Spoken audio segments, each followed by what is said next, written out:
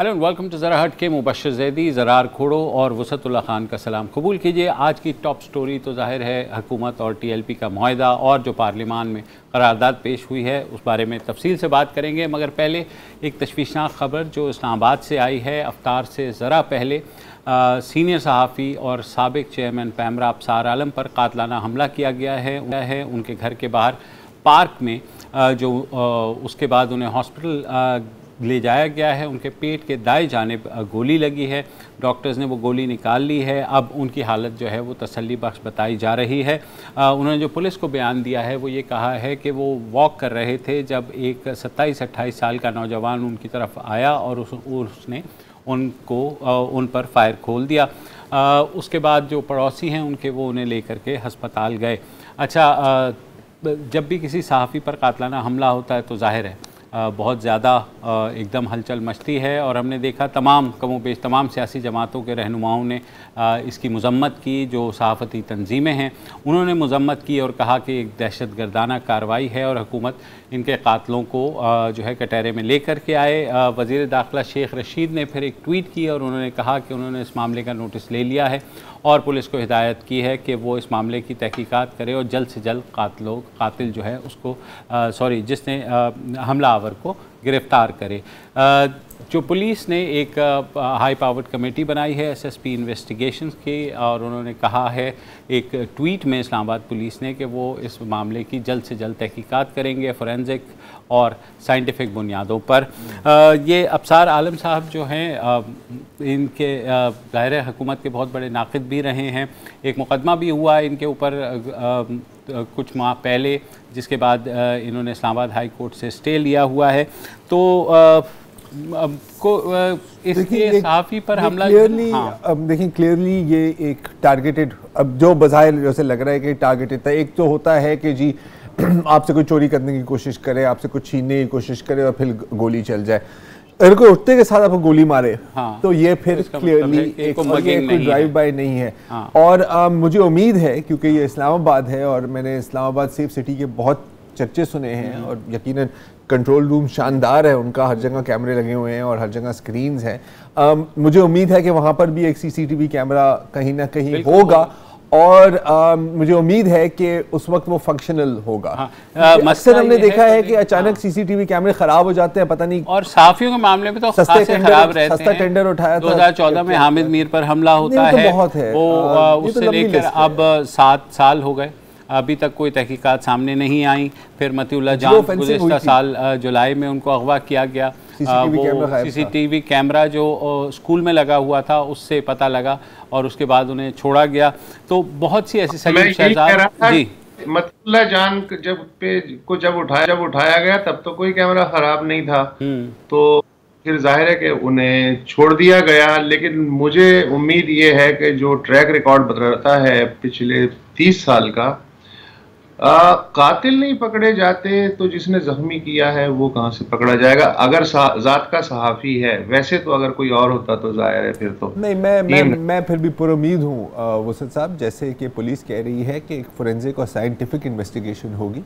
अल्लाह करे मेरी बात इंशाअल्लाह। बिल्कुल हम सब उम्मीद करते हैं कि ये एमनेस्टी इंटरनेशनल का भी बयान आया है, रिपोर्टर्स का बयान आया कि आज रिपोर्ट आई है रिपोर्टर्स विदाउट बॉर्डर्स की, कि जिसमें कहा गया पाकिस्तान जो है वो 6 पोजीशन स्लिप होकर के जो आर्मी दर्जा बंदी है प्रेस फ्रीडम की उसमें 145वें नंबर पर आ गया है। भारत जो है 142वें नंबर पर है, हमसे नीचे बांग्लादेश भी है, मिस्र भी है, लेकिन हालात जाहिर है इतने अभी बॉटम तो नहीं टच किया ना, बॉटम अभी नहीं, तो बस खैर है, अभी काफ़ी हम सब उम्मीद से ही हैं। हाँ बहरहाल अब आते हैं उसकी तरफ जो हमेशा हो जाता है, यानी मुआहिदा एक ग्रोह के साथ जो को चैलेंज कर रहा होता है। ये हमने माजी में भी देखा, और फिर जब खान साहब के एड्रेस के बाद ये लग रहा था कि शायद इस दफ़ा हुकूमत जो है वो डटी हुई है, मगर आज सुबह सहरी के वक्त ये जो है शेख रशीद साहब वज़ीर दाखिला जो वहाँ गए थे, उन्होंने एक बयान दिया कि हमारा जो है मुआहिदा हो गया। अच्छा, इससे पहले कि आप बताएं कि वो बयान क्या था, क्योंकि अक्सर जब ऐसी कोई खबर आती है तो लोग कहते हैं कि जी ऐसी हुई, इसने आप ऐसी बात की, आप बार बार झूठ क्यों बोलते हो आवाम के साथ। मैंने कहा कि बेहतर है हाँ। कि एक बार फिर, यकीनन लोगों ने बहुत दफा देखा होगा, लेकिन एक बार फिर लोग खुद ही सुन लें कि खुद ही फैसला कर लें। हम बताते हैं तो अच्छा नहीं लगता। शेख साहब ने क्या कहा, सुनिए जी। सुनिए। हुकूमत पाकिस्तान और तहरीक लब्बैक पाकिस्तान के दरमियान इत्तफाक राय से तय कर लिया है कि फ्रांसीसी सफीर की मुल्क बदरी की करारदाद आज 20 अप्रैल को पार्लियामेंट में पेश की जाएगी। पूरे मुल्क से बशमूल रहमतुल आलमीन मस्जिद धरना खत्म किया जाएगा, जबकि मुकदमात इखराज और 4th शेड्यूल नए और पुराने का खात्मा किया जाएगा। जी हाँ जी, 4th शेड्यूल से भी गए। और अभी तक कोई रिलीज हुए हैं? नहीं, अभी तक ये कहा जा रहा है कि जो ट्विस्ट आया है बाद में, वो ये कहा जा रहा है कि जो साद रिजवी हैं उनको नहीं अभी रिहा छोड़ा जाएगा, और वो लोग जो पुलिस अहलकारों के कत्ल, उनको शहीद करने में मुलव्वस हैं और जिनके ऊपर ATA के तहत पर्चे हैं, उनको नहीं छोड़ा जाएगा। सिर्फ उनको छोड़ा जाएगा जिनके ऊपर MPO के तहत पर्चे हों। लेकिन यहाँ पर मुझे लग रहा है कि हुकूमत और तहरीक लब्बैक, और मैं तहरीक लब्बैक ही कहूँगा, मैं कलअदम तहरीक लब्बैक अब नहीं कहना चाह रहा, क्योंकि अभी वज़ीर दाखिला साहब ने क्या कहा था, तहरीक लब्बैक पाकिस्तान ही कहा था, तो मेरा लेकिन कलअदम तो है अभी। होगी बिल्कुल होगी, मैं मानता हूँ। और अक्सर आप देखते हैं कि कलअदम तहरीकों के रहनुमाओं के साथ हुकूमत बैठकर बात करती है, जैसे हमने अभी इस वीडियो में देखा है, और फिर उनके साथ मुआहदे करती है। ये छोड़े टेक्निकल चीज़ों को, मैं टेक्निकल चीज़ों में बात नहीं करना चाह रहा। जहाँ तक सॉरी, आप कुछ मैं सिर्फ ये कहना चाह रहा हूँ कि मुआहदे के बाद जो है उन्होंने करारदाद पेश कर दी। अब ये करारदाद से पहले भी एक चीज़ है सर, जो मैं याद आया, मैं क्या कहना चाह रहा था, थोड़ी सी यहाँ पे मुझे कम्युनिकेशन गैप नज़र आ रही है हुकूमत और तहरीक लब्बैक के बीच। क्योंकि अभी मैं एक रिपोर्ट पढ़ रहा था कि मस्जिद रहमतुल आलमीन के सामने जो धरना था, वो अब जो अमीनी साहब हैं, वहाँ के जो मुकामी रहनुमा हैं, उन्होंने कहा है कि जी हर एक बंदे को रिहा किया जाएगा, साद रिजवी तक को भी रिहा किया जाएगा। ये उनका बयान है जो उन्होंने अपने कारकुनान को, शाम को ऐसी फुटेजेस भी चलाई गई, वो पुरानी लब्बैक ने दावा भी किया कि साद रिजवी को छोड़ दिया गया, मगर जेल हुकाम का अच्छा जाहिद गिशकोरी जी बिल्कुल। लेकिन ये एक और अब फ्यूचर पॉइंट ऑफ कॉन्फ्लिक्ट है, क्योंकि अगर कोई समझ रहा है कि आज जो कुछ हुआ है, और उस पर हम बात करेंगे, इससे मामला टल गया है, तो सर प्लीज थिंक अगेन। ये एक दिन, एक हफ्ते, एक महीने के लिए शायद टलेगा, लेकिन अब मुंह पर खून लग गया हुआ है। अब आपने ना सिर्फ इनको, बल्कि हर ऐसी जमात जो जबर का इस्तेमाल करके अपनी मनमानी करना चाहती हैं, उनको आपने क्लियर सिग्नल दिया है कि ये आपका पाथ है। जाहिद गिशकोरी बहुत न्यूज़ के रिपोर्टर, बहुत अच्छे से रिपोर्टर हैं, उनकी अभी ट्वीट आई थी, उन्होंने कहा था कि क्रेडिबल सोर्स, अब मुझे नहीं पता कि ये सोर्स कौन है, क्या है, का कहना है कि TLP के चीफ साद रिजवी ने खुद कहा है कि जी मैं किसी डील के तहत रिलीज नहीं होना चाह रहा, मैं कोर्ट से ही जमानत ले लूंगा। अब मुझे नहीं पता कि इस बात में कितनी सदाकत है, क्योंकि इस वक्त मुझे ये भी नहीं पता कि हुकूमत के बयानात में कितनी सदाकत है। अच्छा, मुझे सिर्फ और सिर्फ इससे पहले कि हम आज की कार्रवाई पर आए, मुझे एक थोड़ा सा इत्मीनान ये मिला कि चलो हुकूमत ने इतना स्टैंड लिया है कि वो कलअदम का जो है वो वापस नहीं ले रही अपना फ़ैसला, और कम से कम उन लोगों पर जिन्होंने ATA के तहत मुकदमात हुए, जिन्होंने पुलिस एहलकारों पे हमला किया, कम से कम उनको। अभी 11:12 है। हाँ, आधा घंटा वेट कर लो। ठीक है, मैं वैसे कह रहा हूँ ना, क्योंकि हमने अब तक की बात कंप्लीटली सरेंडर भी देखा माजी में, ठीक है ना, कंप्लीट के जनाब जो आप कहेंगे मान ले, बस उड़ जाए, खुदा के लिए उड़ जाए। और आपको पता है कि हमारे मजहबी जमातों का जब भी कोई इस तरह का होता है तो हुकूमत को बैकफुट पे जाना पड़ता है। ये हुकूमत थोड़ा सा सबर कर लें, कंक्लूसिव उस पे ना जाएं कि जी हुकूमत की अच्छी है, हो सकता है कि कल हमें इसके बारे में सोचना पड़े, कहना ये क्या हो गया।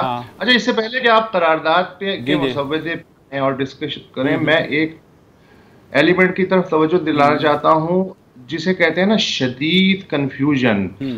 शेख रशीद अहमद वजीर दाखिला नींद भरी आवाज में ऐलान करते हैं कि आज हुकूमत पाकिस्तान की तरफ से करारदाद पेश की जाएगी, जो आप लोगों ने अभी सुनवाया जी। अच्छा, जब ये करारदाद पेश की गई तो हुकूमत पाकिस्तान की तरफ से पेश नहीं की गई, करेक्ट, प्राइवेट मेंबर रेजोल्यूशन के तौर पे पेश की गई।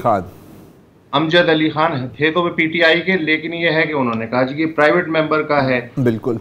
कोई वजीर जो हुकूमती कारिंदा है वो उसने सेकंड भी नहीं किया उस करारदाद को, बल्कि अली मोहम्मद खान जो वजीर हैं उन्होंने एक पॉइंट पे ये वजाहत की कि हमारा इस करारदाद से लेना देना नहीं, क्योंकि ये प्राइवेट मेंबर ने पेश की है। लेकिन फिर उन्होंने सजेस्ट किया कि वो प्राइवेट मेंबर अमजद अली खान ये कह रहे हैं कि इसे खुसूसी कमेटी के सुपुर्द कर दिया जाए।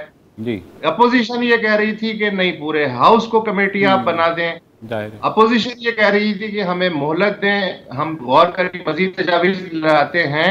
लेकिन इतना कंफ्यूजन था, इतना वो हरी अप करना चाहते थे देखो कि स्पीकर ने फौरी तौर पे हाथ बुलंद करवा के फैसला हो गया जी, हो गया जी, हो गया, खुसूसी कमेटी के सुपुर्द कर दी गई करारदाद, अब जो देना है जाके तजावीज दे।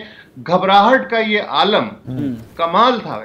सर, कंफ्यूजन की बात हुई ना, मैं अभी सुन रहा था 15 अप्रैल को शेख रशीद ने प्रेस कॉन्फ्रेंस की नूरुल हक कादरी साहब के साथ। स्पेसिफिकली यही सवाल हुआ कि शेख साहब करारदाद आ रही है, उन्होंने कहा कोई करारदाद नहीं आएगी। ठीक है, और आज देख लें कि आज 5 दिन बाद करारदाद भी आ गई। सर, 2 दिन पहले आप बैन कर रहे थे, आज आप उनके साथ ही बैठ के मजाक। कंफ्यूजन की तो कितनी लेवल्स हैं यार। हाँ जी, नूरुल हक कादरी के तो मैं वारिस सदके उस पर हम आएंगे अभी सर। अभी इस पर पॉज करें, अभी इस पर पॉज करें, एक वक्फा लेते हैं और उसके ऊपर आते हैं।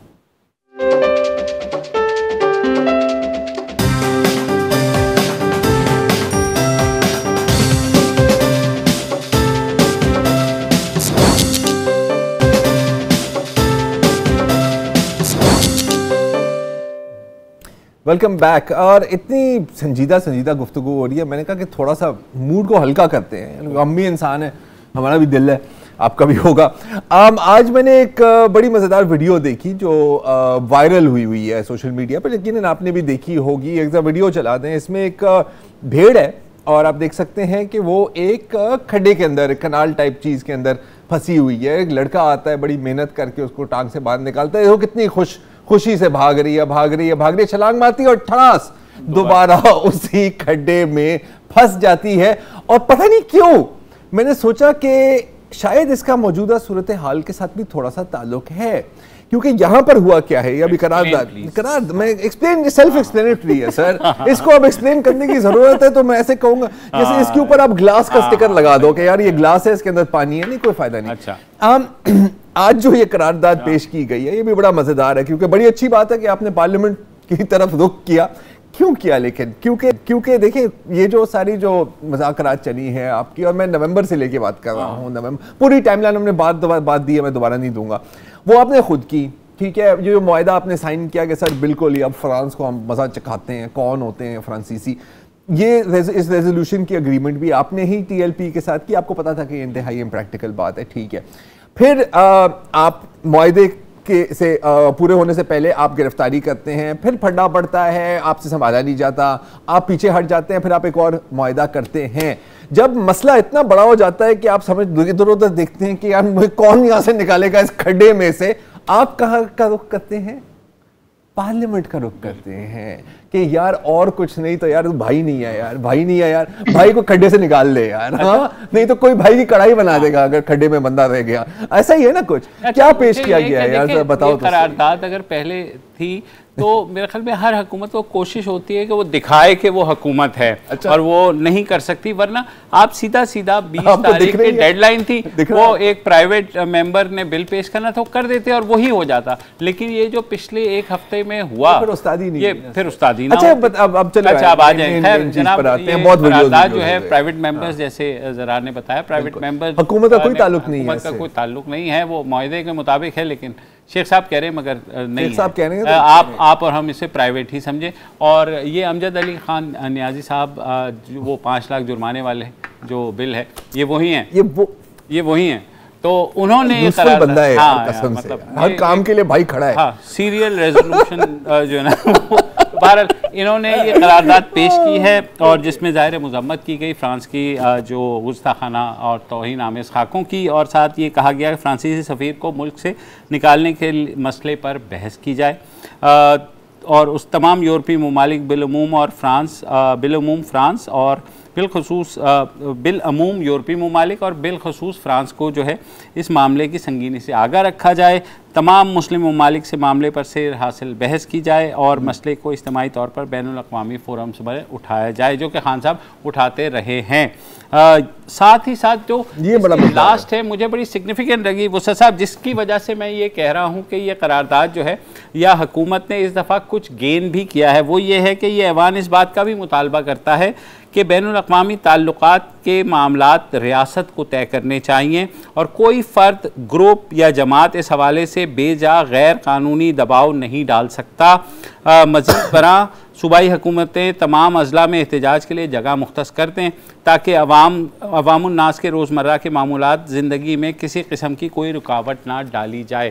तो यहाँ मुझे लगा कि कम अज़ कम चले कुछ ना, उन्होंने ये ज़रूर एक अंडरटेकिंग, ये मैं नहीं कह रहा कि TLP ऑब्वियसली इसके ऊपर मनवन अमल करेगी या कोई करेगा, लेकिन TLP को ना निकालना जो कलदम जमातों में से और साथ साथ जो है, हाँ अभी भी आप देख लें 11:24 लेकिन अभी तक मैं गिन रहा हूं। और साथ ही साथ जो है उन लोगों को जिन्होंने पुलिस के ऊपर हमला किया, तोड़-फोड़ की ATA में जिनके, तो उनके केसेस रख रहे हैं, तो एटलीस्ट कोशिश की जा रही। मैं फवाद चौधरी को सुन रहा था और उन्होंने कहा कि देखिए आज का मसला नहीं है, बिल्कुल नहीं, ये अशरों से हो रहा है और ये जो इस तरह रियासत कैपिटुलेट करती है, हर दफ़ा जो लेट जाती है, तो ये हमें देखना होगा।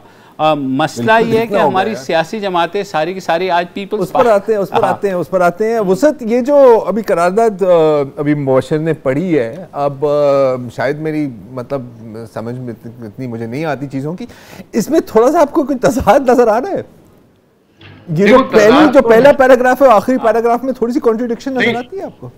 तजाद तो है कि जी एक तरफ आप कह रहे हैं कि जी फ्रांसीसी सफीर को निकालने पर जो है बहस की जाए और दूसरी तरफ कह रहे हैं कि फॉरेन पॉलिसी कोई ग्रुप डिक्टेट नहीं करा सकता, लेकिन इसमें एक मस्बत पहलू मैं ये देख सकता हूं कि फ्रांसीसी सफीर को निकालने का मुतालबा नहीं किया गया, उन्होंने कहा जी बहस कराएंगे, तो इसका मतलब है कि हुकूमत को भी अंदाजा है कि इसके रिपरकशंस क्या हो सकते हैं, तो उन्होंने थोड़ा सा और वक्त दिया है और लीवे लेने की कोशिश की है। और जो वो आखिरी पैरा है उससे जाहिर है कोई इनकार नहीं कर सकता अगर उस पर अमल दरामद हो।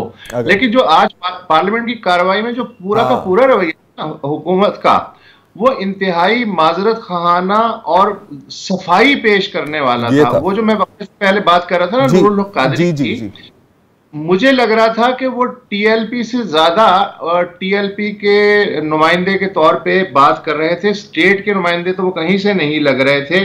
उन्होंने कहा जी कि इमरान खान वाहिद लीडर है जो मक्का में नंगे पांव चला, बहुत अच्छी बात है, ये सादत की बात है, लेकिन मसला ये है कि ज़ियाउल हक ने तो काबे के अंदर नमाज भी पढ़ी थी, परवेज मुशर्रफ तो काबे की छत पे भी गए थे, जुल्फ़िकार अली भुट्टो कई मरतबा गुस्ल दे चुके हैं। तो ये क्रेडिट लेने की बातें, इससे मकसद क्या था? मकसद ये था कि जी हम आशिक रसूल हैं, बार बार ये साबित करने वाली बात थी। और फिर वो इतना निकल गए कि उन्होंने 2 एक्सक्लूसिव खबरें दे दी। मसलन ये कि मुमताज कादरी को इन्होंने फांसी दी, ठीक है, इन्होंने से मुराद ये कि मुस्लिम लीग नून की हुकूमत थी, उन्होंने फांसी दी, जबकि सुप्रीम कोर्ट, हाई कोर्ट के पूरे प्रोसीजर के बाद सुप्रीम कोर्ट के फैसले के नतीजे में जो है ये सारा अमल आया। फिर उससे भी ज्यादा एक्सक्लूसिव खबर ये थी कि फैजाबाद चौक में इन्होंने 22 लोगों को मारा जी। अब ये मुझे आज तक आर्काइव में मैं तलाश थोड़ा सा करने की कोशिश की, मुझे कहीं से नजर नहीं आया 22 लोग अगर फैजाबाद चौक में मर जाते तो ये तो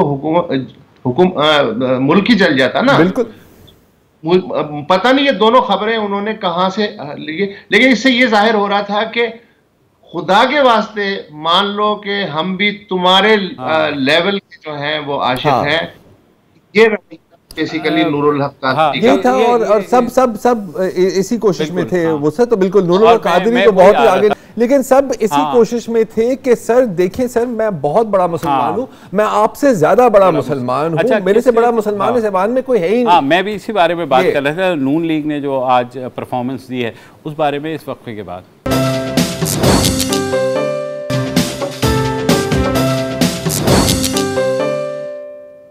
वेलकम बैक। और अब बात कर लें दो बड़ी अपोजिशन जमातों की कि उनका आज क्या कंडक्ट रहा। पीपल्स पार्टी आपको पता है सियानी रही और उन्हें पता था कि ये जो है प्राइवेट मेंबर बिल है, तो वो गैर हाजिर हो गए। और बिलावल भुट्टो ने एक ट्वीट भी कर दी। उन्होंने कहा कि मुआहदा जब कौमी असम्बली में लाया ही नहीं गया, उससे पहले गवर्नमेंट ने एक्शन ले लिया गलियों में और उसके बाद बैन भी कर दिया आपने, लोग मर गए, 500 पुलिस वाले ज़ख्मी हो गए, इंटरनेट बंद करना पड़ा। और पीएम जो हैं उन्होंने किसी भी मौके पर कौमी असम्बली में आकर ना खिताब किया, ना ही उसको इस काबिल समझा इस ऐवान को कि उसको एतमाद में लें। तो लिहाजा उन्होंने कहा कि ये आपका मैस है वज़ीर आज़म साहब, इसको आप खुद ही क्लीन करें और घर चले जाएं या घर चले जाएं। तो पीपल्स पार्टी रही, मगर नून लीग आई, उन्होंने कहा कि हम सपोर्ट करते हैं इसको। उसकी वजह यही है कि नून लीग के सबसे ज़्यादा अगर वोट किसी ने काटे 2018 में तो टीएलपी ने काटे, तो उनको ज़ाहिर है एक मौका चाहिए था कि वो दोबारा से आकर के अपने आप को कहें कि हाँ हम जो है हम भी उम्मीदवार हैं, चाइना के टीएलपी हम भी हैं। तो वो जो है तो उन्होंने चीन के बारे में ऐसी बातें नहीं करते, हमारे भाई हैं। अपोलोजाइज करो। हाँ, दोनों जो पार्टियां हैं उनकी स्ट्रेटेजी अच्छे मुख्तलिफ है बज़ाहिर, लेकिन मेरा ख्याल है कि अपने अपने हिसाब से पीपल्स पार्टी की स्ट्रेटेजी भी ठीक थी और लीग की स्ट्रेटेजी इसलिए ठीक थी, उनका आज ऐवान में होना इसलिए भी जरूरी था कि खान साहब ने जो 2 दिन पहले नशरी तकरीर की थी तो उसमें लीग को भी इन फसादात के हवाले से लपेटने की कोशिश की थी और मुसलसल जो है उनके वज़रा जो हैं उंगली भी उठा रहे हैं कि जी ये असल में आग जो है नून ने लगाई है। तो उनकी मौजूदगी पार्लियामेंट में कम से कम ये बात साबित करने के लिए ज़रूरी थी कि नहीं ऐसा नहीं है, ये ऐसा इशू है कि हम पार्टी डिफरेंसेस से बालातर होके कोशिश कर सकते हैं कि एक मुश्तरका रेजोल्यूशन लाया जाए। तो मेरा ख्याल है कि नून लीग की जो मौजूदगी है वो तहरीक इंसाफ का जो ब्लेम गेम थी उसके जवाब में मेरा ख्याल एक बेहतर बात थी। मेरा ख्याल ये भी एक उनकी थी और जाहिर है जो अभी मुबश्शिर ने वाला है मेरा ख्याल ज़्यादा वेटेज ये थी। अच्छा, ब्लेम गेम की आपने बात की तो ये भी मैं आपको बताता चलूँ कि शो के बाद, और नाज़रीन आप भी बेशक देख सकते हैं, इमरान खान साहब की जो ऑफिशियल मेरे ख्याल इंस्टाग्राम फीड है उसको भी ज़रा एक दफ़ा देख लें कि वहाँ पर क्या अपलोड हो रहा है। मैं सरप्राइज स्पॉइल नहीं करना चाह रहा। अच्छा, अब ज़ाहिर है कि एक और बात ये भी की गई कि कल इतनी कौम को खिताब किया गया था and so on and so fourth. आज ऐवान में मतलब फ्लोर पर वज़ीर आज़म नहीं थे, हालांकि अपने चैम्बर में रहे वो कौमी असेंबली के, फिर उन्होंने पीटीआई की जो पार्लिमानी कमेटी है उसमें भी शिरकत की, ऐवान में नहीं आए। ऐवान में नहीं आए वो अंडरस्टैंडेबली सो, क्योंकि उन्होंने जब खिताब कर दिया और एक पॉलिसी स्टेटमेंट दे दिया तो जाहिर है उनका आना मेरे ख्याल में नहीं बनता था। नहीं, मेरे ख्याल है इसकी एक और भी वजह है। क्या? ठीक है, मैं तो कहता हूँ कि एक ये बहुत अच्छी स्ट्रैटेजी थी कि वो नहीं आए, क्योंकि कल हमें फिर शायद ये मंजर ना देखने पड़ते कि मेंबर ऑफ नेशनल असेंबली को, वैसे तो वोट नहीं हुआ, ठीक है ना, अगर वोट होता तो जाहिर है हर बंदे ने हाँ करना था, कोई पागल नहीं है कि इसके खिलाफ वोट करेगा। ये तो ऐसे है ना कि आप यहाँ पर एक टारगेट बना दें, उसके नीचे लिखते हैं शूट मी आई एम काफिर, बट वो अपनी जगह हमें शायद ये मंजर देखने पड़ते कल या परसों कि member of national assembly Imran Khan ने वोट तो दे दिया, लेकिन वजीर आजम इमरान खान के कुछ तहफ़्फ़ुज़ात हैं इस रेजोल्यूशन पर। अब पता नहीं, मुझे लग रहा है कि शायद माजी में या हाल में ही ऐसा कुछ हुआ। मैं वो सच में सटियार यहाँ हूँ या ऐसा कुछ हुआ था? नहीं, तुम पूरे नहीं सटियाए, पूरे नहीं ना। वजीर कॉमर्स इमरान खान ने भारत से तिजारत खोलने का फैसला किया था, फिर वजीर आजम इमरान खान ने बड़े कैनवस पे एनालिसिस करते हुए इस फैसले को रोक दिया। वो हैट्स वाला जो मसला था ना कि he was wearing one hat then he was wearing the other hat, तो ये कुछ ऐसा है। और पुलिस का बाहर। अच्छा, हाँ, नहीं, अब देखें, अब चले ये सारी बातें हो गई, हमने वो भेड़ वाला वीडियो भी चला दिया जो मैं कोशिश कर रहा था कि किसी तरह आज चल जाए, वो बड़ा खूबसूरत वीडियो आपने देखा होगा। आगे क्या होगा? अब इस पर क्या करें, अब जरूरी है इस पर भी बात करनी होती है। मैं शुरू करना चाह रहा हूँ थोड़ी सी पुलिस से, जैसे आपने जिक्र किया। आज मेरी काफ़ी पुलिस अफसरान लो एंड हाई से बात हुई है, ज़्यादातर ऑब्वियसली पंजाब में, कुछ कराची में।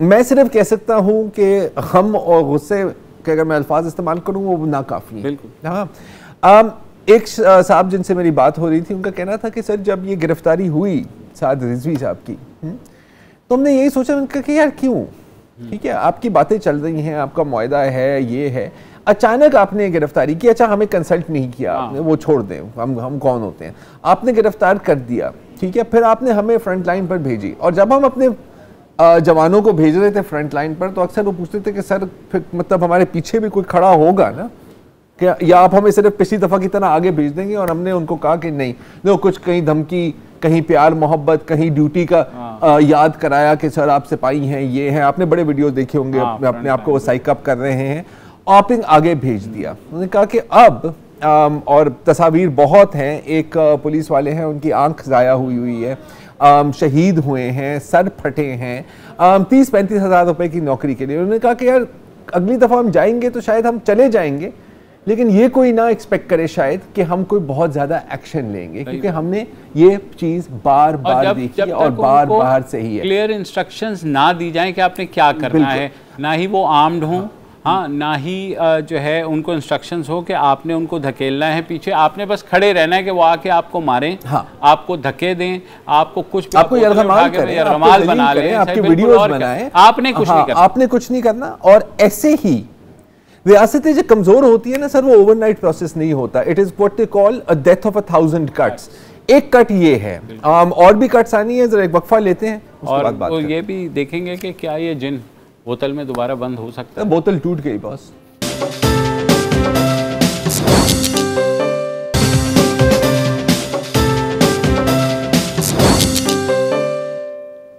Welcome back. और अब हम ये बात करेंगे कि जो मुआहदा हुआ है, क्या इससे जो 2017 से हर साल हमें जो भी हुकूमत होती है उसको एक मुआहदा करना पड़ता है, तो इवेंचुअली जो TLP का राइज था वो अब मज़ीद बढ़ेगा इस मुआहदे के बाद, या उसको थोड़ा सा कंट्रोल, रियासत के अंदर ये सोच आई है कि उसको कंट्रोल किया जाए? इस तरह तो कंट्रोल नहीं होगा ना। देखिए ये जो चीज़ें हैं, TLP की एक स्ट्रेटजी है और वो अब तक एक इंतहाई कामयाब स्ट्रेटजी रही है। देखें, खादिम हुसैन रिजवी नेशनल स्टेज पर कब आते हैं? मुमताज़ कादरी के जनाजे पर, ठीक है, ठीक है। वहाँ से फिर आगे चीज़ें बढ़ती हैं, फैज़ाबाद धरना होता है, आसिया बीबी वाले प्रोटेस्ट होते हैं। हर प्रोटेस्ट में जिस तरह इनको हैंडल किया गया है उससे मज़ीद ऑक्सीजन मिलता है, सेर दो सेर खून बढ़ जाता है। क्यों एक कामयाब स्ट्रेटजी को आप अबैंडन करेंगे? ठीक है। एक दलील ये दी जा रही है और इसमें कुछ सच भी है, मैं मानता हूं कि शायद आपने मुल्क को एक बहुत बड़े फसाद से बचा दिया है। वो एक अलग बात है कि डे 1 से आपने मिस हैंडल किया है, डे 1 से आपने मिक्स्ड मैसेजेस दिए हैं। एक दिन आप कहते हैं कि करारदाद पेश नहीं होगी, दूसरे दिन आप पेश कर देते हैं, एक दिन आप कहते हैं कि कल अदम है, दूसरे दिन आप उनके साथ ही बैठे रहते हैं। ये बातें हमने सब कर ली हैं। जो सिग्नल जाता है वो सिर्फ तहरीक-ए-लबैक पाकिस्तान को नहीं जाता, वो हर एक ऐसे ग्रुप को जाता है जो ये सोच रहे हैं कि रियासत से अपनी मनमानी कैसे करनी है। आपने एक फॉर्मूला दे दिया है। देखिए, ब्लैकमेल आप किन से होते हैं? ब्लैकमेल करने वाले वो हैं जो लाशें लेकर सर्द मौसम में रोड पर बैठे होते हैं और आपको कहते हैं कि प्लीज हमारी तरफ एक नजर करम, ठीक है, वो ब्लैकमेलर होते हैं। ये नहीं, जो लोग लाशों पर लाशें गिराते हैं ब्लैकमेलर नहीं होती है, उनके साथ आप डील करते हैं। क्यों डील करते हैं? क्योंकि जो एक चीज़ को तबाह कर सकता है ना, असल में वही चीज़ उसको कंट्रोल करता है, वही बंदा उस चीज़ को कंट्रोल करता है। जब आप डेमोन्स्ट्रेट कर सकते हैं कि हम पूरे मुल्क को बंद कर सकते हैं, कि हमारे बयानिए के खिलाफ कोई आवाज़ उठानी दूर की बात, हमारे बयानिए को आप लेके ऐवान में पेश करेंगे, उसको मेन स्ट्रीम करेंगे, तो क्यों कोई पीछे हटे इस चीज़ से?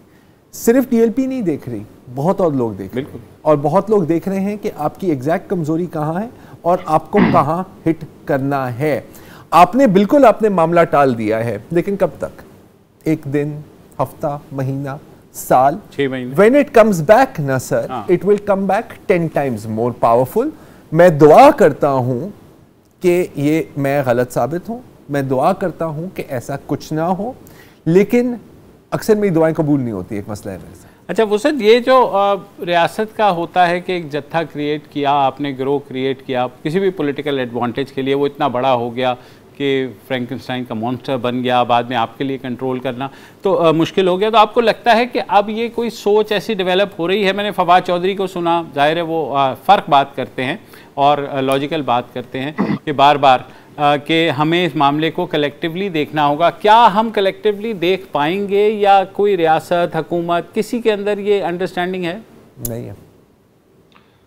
नहीं, बीमारी की जड़ी यही है कि हम कलेक्टिवली चीज़ें नहीं देख पा रहे। कई चीज़ों में हम हो सकता है एक पेज पे हों हमारे इदारे और सिविलियंस, लेकिन बहुत सारी चीज़ें ऐसी हैं, बहुत सारे इंटरेस्ट ऐसे हैं, बहुत सारी स्ट्रेटजीज ऐसी हैं कि जिससे एक पेज पे होना मुश्किल है। एक दूसरे की बात नहीं समझता या समझता है तो ज़्यादा और कम समझता है। मैं इसको इस तरह भी देखता हूँ कि आप ये देखें कि TLP का जो पावर बेस है वो बेसिकली पंजाब है, बिल्कुल। और पंजाब जो है वो डिस्टर्ब होना किसी भी दौर में अफोर्ड नहीं किया जा सका। लिहाजा किसी भी सूरत में, हैंड्स इन ग्लव्स की सूरत में, आयरन फिस्ट की सूरत में ये स्मूथ रनिंग चलनी चाहिए, इसलिए कि स्ट्रेटेजिक इंटरेस्ट यही है। अगर इसी TLP का जोर किसी और सूबे में होता और इसी तरह की हरकतें करती तो मेरा ख्याल है कि डीलिंग की सूरत हाल मुख्तलिफ होती और सख्त होती, और इस तरह के कंप्रोमाइजेस हमें कम देखने में आते। मैं किसी मूवमेंट का, किसी ग्रोह का, किसी मिलिटेंट ऑर्गेनाइजेशन का नाम नहीं लूँगा। आप सबको मालूम है कि जिनकी जड़ें ज़्यादातर पंजाब से बाहर के सूबों में थी, उनके साथ किस तरह डील किया जाता है, और जिनकी जड़ें पंजाब में होती हैं उनको किस तरह टैक्टिकली डील किया जाता है। ये कलअदम रहेंगी, इसलिए कि उर्दू का एक मुहावरा है कि खसम किया, बुरा किया, करके छोड़ दिया और बुरा किया। अब ये अगर TLP को कलअदम लिस्ट से निकालते हैं तो फिर ये इंटरनेशनल न्यूज़ है, फिर ये FATF तक भी जाएगी, यूनाइटेड नेशन तक भी जाएगी, जहाँ जहाँ जाना है जाएगी, इवन चाइना तक भी जाएगी, जाहिर है। तो अब मुश्किल हो जाएगा कि कागजी तौर पे ये इन्हें निकाल सकें, लेकिन इनका रवैया क्या वही होगा जो कलअदम, बहुत सारी कलअदम तंजीमों के साथ इनका हुआ है, और जो नहीं भी है कलअदम तंजीमें उनके साथ भी कलअदम तंजीमों वाला रवैया रखा है इन्होंने। तो मुझे उसमें डाउट है, कागजी तौर पे ये कलअदम रहेंगे। अच्छा, मुझे एक छोटा सा आपका पंजाब के हवाले से मैं सिर्फ ये कहता हूँ कि जब देखें रियासत ने ख़तरा महसूस किया तो पंजाब के अंदर सेक्टेरियन ऑर्गेनाइजेशन, चाहे वो सिपाही साहबा हो या सिपाही मोहम्मद हो, दोनों के ऊपर क्रैकडाउन किया उन्होंने। जब वो बहुत ज़्यादा हो गए और वायलेंस बहुत ज़्यादा हो गया तो इवेंचुअली क्रैकडाउन किया और ऑलमोस्ट ख़त्म भी किया। और एक तरह से यहाँ मेरा ख्याल है कि देखिए उनको हम एक सफ में नहीं देख सकते। ये भी ज़्यादा स्ट्रीट पावर का मसला है, उस किस्म की का शायद मसला नहीं है। वो सर आपने जिक्र किया, मुझे पता है वक्त कम है, इंटरनेशनल न्यूज़ का, तो वो तो अभी से ही बन रही है। मैं फ्रांस के सोशल मीडिया को भी देख रहा था, और मसला क्या होता है कि ये जो चीज़ें होती हैं ना, आपकी जो ओवरऑल स्टेट पॉलिसी है उस पर ये असर करती है, क्योंकि आजकल हम बात कर रहे हैं जियो इकोनॉमिक्स की। तो जो जियो इकोनॉमिक्स लाएंगे या जो आप चाहते हैं कि जियो इकोनॉमिक्स लाएं पाकिस्तान में, यकीनन वो भी ये सब कुछ देख ही रहे होंगे ना। और पता नहीं वो क्या सोच रहे होंगे, हमें कह रहे होंगे जियो तो ऐसे, जियो तो ऐसे। बहरहाल आज के लिए इतना ही जी, कल दोबारा हाजिर होंगे, इजाज़त दीजिए, खुदा हाफिज़।